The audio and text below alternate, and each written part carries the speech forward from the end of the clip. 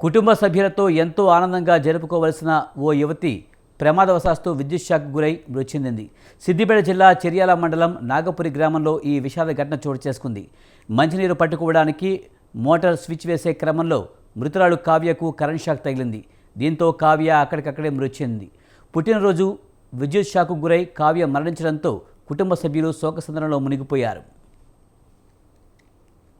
పండుగ అనుకున్నాయ్యా, పండుగ అనుకున్నా, పండుగ చేసిన బిడ్డ రామశంకర్ బిడ్డ. అయ్యా అయ్యో ఓ అయ్యా, నా బిడ్డ పోయింది, నా బంగారం పోయిందిరా.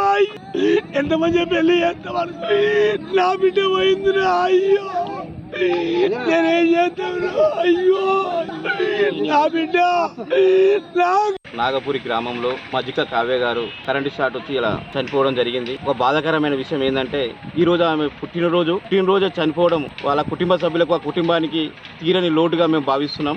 ఎందుకంటే ఈరోజు 17 సంవత్సరాలు ఈరోజు పుట్టినరోజు జరుపుకుందామని దేవాలయానికి పోదామనుకున్న సమయానికి ఇలా శ్మశాన వాటికి పోవాల్సినటువంటి పరిస్థితి మాకు బాధాకరంగా చాలా బాధపడుతున్నాము.